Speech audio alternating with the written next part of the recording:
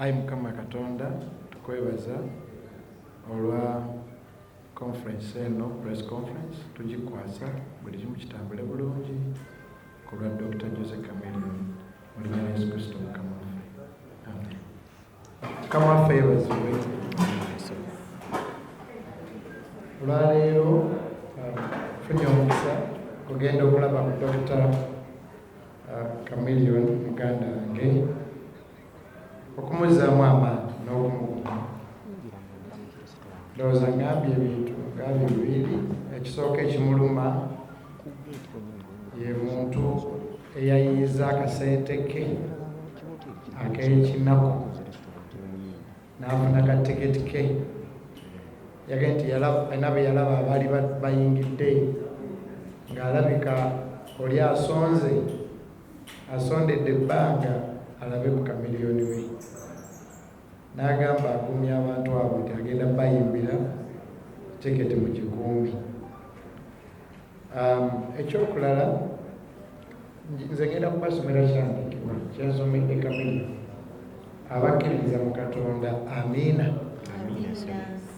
Ayi abatazeemu mukkiririza mwana abakkiririza mu Katonda amiina.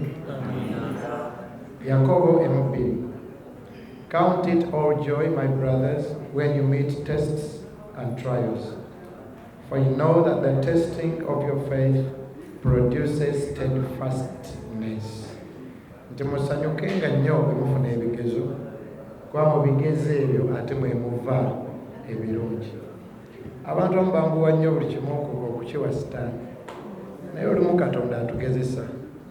Era mbadde nnyumiza muganda wange oyo ngamba ne Dr. Chameleon. Ndowooza Chameleon is simanyi oba munakkiriziganya nange balonya mwami Keti. Nze ndowooza nti Chameleon bwe tugenda okulaba emyaka 3 emirala yazaalibwa nga 10. I think he's rebuilt. I think this test oba ekigezo kye yayiseemu ffenna abali wano twali tuyise mu bigezo. Ebigezo bwe biyitamu you either become bitter or better. I think we are going to have a better Chameleon. Yeah. I think mbale nyumiza dagi mu motoka nenga nti mulaba radio. Singa radio ya surviving ekintu ekyo. Twali tugenda kubeera ne radio mpya emyaka emirala 3. Kati nze ndowooza nti kino ekigezo Chameleon kye yayiseemu kati ate ye Chameleon omupya. Uganda, Africa, East Africa, all over the world tugenda kulaba the next 30 years. Nenga zonna zizaalibwanga 10. Justin Saba ffenna abasabi kusabira Chameleon. I believe 24 will even be bigger. Kuba Chameleon aŋŋambye nti mu bonna bonna abaasalwa ate ye yasembayo ku baakola losi. Aŋŋambye nti Fenon emizindaalo gye Bigi sente ze actually again asooka okuluma yoyo omuntu ng'atunda kasooli oba avuga boda asonda akasente alabe Chameleon naga ye yasinga okusala n'azaako Fenon n'azaako Bigi naga ye yasemba naye kuba ye ayimba buki buyimbi. However ekigambo ki Chameleon kyaŋŋambye kyempulira nga kikulu nnyo bwe tumaze okusaba agambye pastor nzikiriza 24 is now more popular than even 10. So tukkiriza Katonda era ne Chameleon basita bwe bafuna embeera bweti kigumya oyo omuntu aliyo mu kayumba ke agamba ye ng'ensenyize ennyo ogumya ogambe nti neeno olaba tusobola okuyitawo awo naawe ojja kuyitawo. So Chameleon, Bigi, Fenon ne ttiimu yonna nzikiriza nti Chameleon bwe tugenda okufuna emyaka 3 egiddako Katonda yakutegese ga 10. Because bagamba what doesn't kill you makes you strong. So nsaba 24 tujje tutage Chameleon okwagala. Ndowooza conference ng'eggwa n'abakulembera mu ssaala ne tukkiziganya wamu that day will be good. Kama abawuliza. Twebaze Katonda kubanga stage eba kugwa nga Dr. Chameleon ali ku stage negwira abantu. That would be worse. So Katonda yeebazibwe nti at least embuyaga yajja before ne watabeera waliwo yafa tewali yafa ndowooza abalina engalo tumukubireko Katonda mu ngalo oba oli awo kyandibadde kibi nnyo nnyini ddala era nziramu ebigambo bya bigi nti ate mu kibi mubaamu ekirungi bw'oba mukkiriza leero tulabye Keti tulabye Bajjo tulabye Balunywa tulabye my brother President Abitex so nsaba Katonda ekisookera ddala Abaganda bagamba nti okubonaabona si kufa nti Chameleon gyali mulamu mbadde naye buli muntu ayogera agamba nti mbadde naye abantu balamu so tuleme okweyisa ng'eyafa kubanga singa yafa that would be worse era nziramu ebigambo byange nti olumu ate mu kigezo when you are tested ekigambo testimony kiva mu test you are tested then if you overcome you testify kakati nze ndowooza nti ate Chameleon owa 30 years Katonda yamuzadde nga 10 the next 30 years bye nagambye nti oba oli awo singa Moze Radio yasimatuka ekizibu ekyo ate yandibadde brand new so I believe Chameleon was reborn rebirthed brand new Dr. Jose Chameleon tujja mulaba nga akaddiye kyemugambye nti ng'okootakoota ng'oyimbira ne mu katebe ekirala njala kuddamu ebigambo bya Dr. Chameleon agaye pastor ngenda kuba abantu endongo nga 24 as a musician you understand his feeling katusabe ayi Katonda omuyinza buli kintu can we make a chain let's make a chain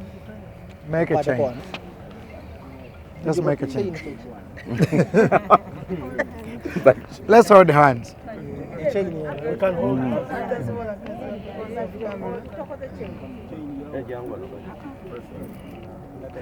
it's okay that's okay nayogera ku social media zange nenga nti Katonda n'entalo zaagaba bazipima kubanga singa ekyatuuka ku fenoni kyagwa ku muntu yenna asituka yeeyiya naye era Katonda amanyi nti fenoni ekyo ajja kisobola yakipima Mukama era Bayibuli gataleka kikemo kisukkulumye ffe kye tusobola Katonda akimanyi bigi nti ojja kisobola era tayinza kiwa mulala oba oliawo singa yakiwa omulala yandibadde amenyekera ddala n'atasituka Katonda yamanya Dr. Chameleon nti ojja kisobola singa yakiwadde omuyimbi omuto asituka atambula atengerera that will be the last day so this I believe God gives his strongest battles his toughest battles to his strongest soldiers so let's pray ayi Katonda omuyinza buli kintu olwaleero bigi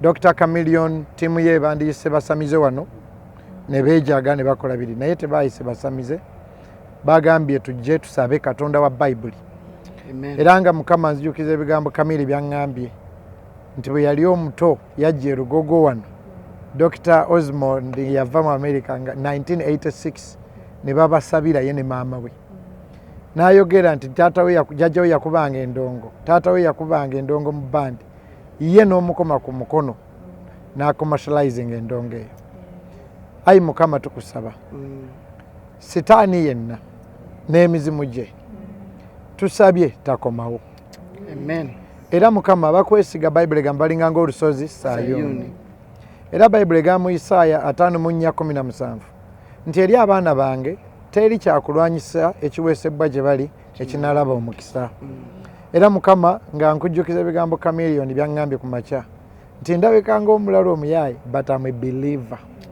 yagaye sisamira nko sigenda nko wa sitaani yenna ayi Katonda nkusaba Chameleon nga bwakwesize nga bigi bwakwesize nga fenoni bwakwesize ne bataleeta baloogo basamize kwekyangira wano kubanga Esala obutaddibwamu tekifuula bu Katonda obunafu nti bw'amaanyi they still remain small and weak gods era tukwebaza nti Chameleon ne banne Chameleon yasabye Dagi aŋŋambye nti mugende mu kisaawe nnyini bwe mba musabira era tukusaba Mukama nga 24 n'Embalala ne Luweero ne Masaka buli gye banaagenda obawerekere Mukama tusabye abantu abandize babeere eddabo tusabye ekibuga ekyo kw'olugwa abeera akumba gwabawanirira ebire n'enjuba.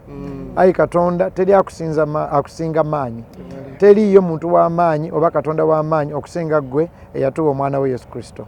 Ayi Mukama, tusazaamu buli kabi, tusazaamu buli ddogo, tusazaamu buli sitaani, tubimaliramu amaanyi. And we cover Dr. Chameleon, Biggie, Fenon, the Leon Island in the blood of Jesus.